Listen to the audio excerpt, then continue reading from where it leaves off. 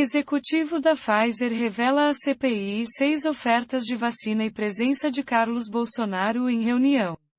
Carlos Murilo foi convocado para explicar tratativas com o Brasil sobre o imunizante. Ele contou que propostas da farmacêutica foram feitas entre agosto de 2020 e fevereiro de 2021. Nas mais de 5 horas de depoimento à CPI da Covid nesta quinta-feira 13, o gerente-geral da Pfizer para a América Latina, Carlos Murilo, relatou aos senadores as 6 vezes em que a farmacêutica tentou, sem sucesso, vender a vacina contra a Covid-19 ao governo brasileiro. Murilo foi convocado a explicar à comissão parlamentar de inquérito as tratativas com o Brasil sobre o imunizante. Na sessão, ele contou que as propostas da farmacêutica foram feitas entre agosto de 2020 e fevereiro de 2021.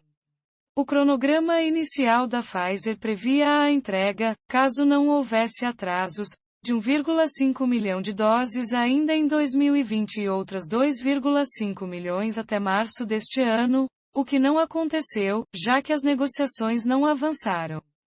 De acordo com o executivo, ainda no ano passado foram 5 propostas, todas não acatadas, de venda de 30 ou 70 milhões de doses ao Brasil. Em fevereiro deste ano houve mais uma tentativa, dessa vez de 100 milhões de doses. O acordo entre o governo brasileiro e a Pfizer somente foi fechado em 19 de março, com a previsão inicial de entrega de 100 milhões de doses. Na última terça-feira, 11, o Ministério da Saúde anunciou a aquisição de mais 100 milhões de doses. As primeiras doses da Pfizer começaram a chegar ao país somente no fim de abril. De acordo com o Ministério da Saúde, até o momento foram distribuídas 1,6 milhão de doses. Eu queria dizer que nós estamos diante de uma teoria que orientou este governo. Este governo foi orientado para deixar o povo brasileiro largado para adquirir imunidade de rebanho. Naturalmente, não investiu naquilo que é o instrumento para construir imunidade coletiva, que é a imunização, afirmou o senador Rogério Carvalho PTC. Este governo não fez isolamento, mas impediu o isolamento. Este governo proibiu o uso de máscaras e expandiu a pandemia, acrescentou o senador. A CPI quis saber com quem o executivo da Pfizer se reuniu para tratar das vacinas. Murilo contou que, no âmbito do Ministério da Saúde, as negociações aconteciam principalmente com o ex-secretário executivo Elcio Franco. Com o então ministro Eduardo Pazuello, segundo disse, foram somente 2 contatos. O primeiro, conforme o relato, em novembro do ano passado, quando já haviam sido ofertadas as vacinas ao menos 5 vezes. Na ocasião, Pazuello ligou para o executivo dizendo estar à disposição para continuarmos a conversação. Segundo Murilo, somente no dia 22 de dezembro, ele e o então ministro se reuniram pela primeira vez.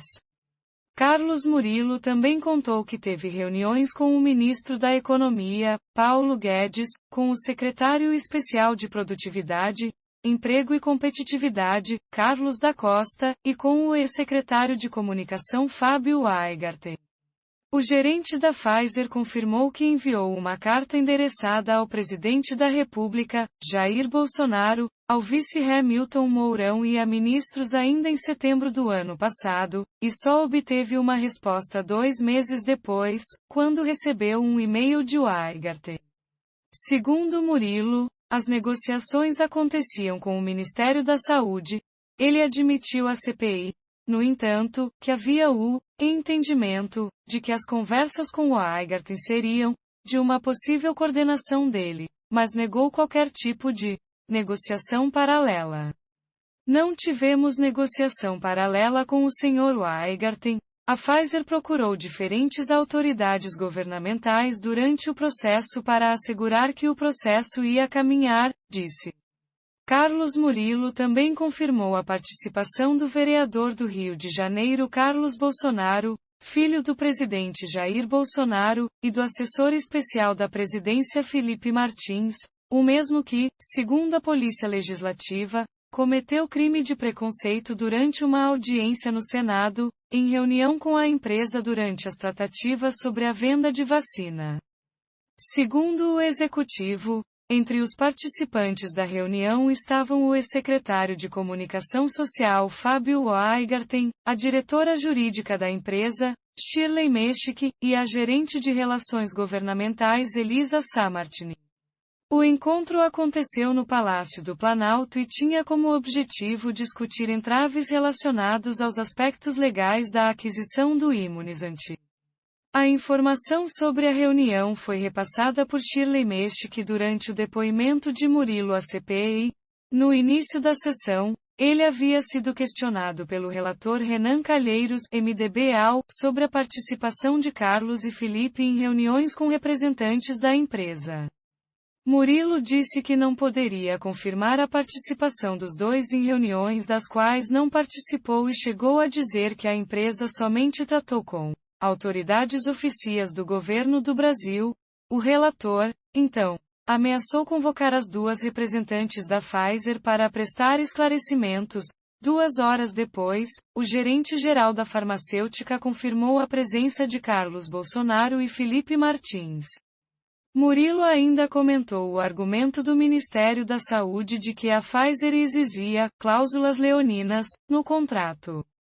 Em janeiro, a pasta divulgou uma nota em que apontava que a farmacêutica pediu que o Brasil renunciasse à soberania de ativos no exterior como garantia de pagamento pelas doses da vacina. Entre outras dificuldades apontadas pelo governo brasileiro à época, estavam pedidos de isenção da Pfizer em caso de efeitos colaterais da vacina e de não punição em caso de atraso na entrega das doses. Em março, porém, o governo brasileiro acabou acatando o contrato conforme inicialmente previsto, depois que o Congresso aprovou medida autorizando a aceitação das cláusulas. Murilo ressaltou que as cláusulas foram assinadas pelos 110 países com os quais a empresa firmou o contrato. Não concordo com o qualificativo de cláusulas leoninas. Nesta pandemia, a Pfizer correu um risco sem precedente em uma situação sem precedente, que requeria que todo mundo colaborasse com esse processo. Por isso é que a Pfizer exigiu a todos os países as mesmas condições que exigiu para o Brasil, afirmou o executivo.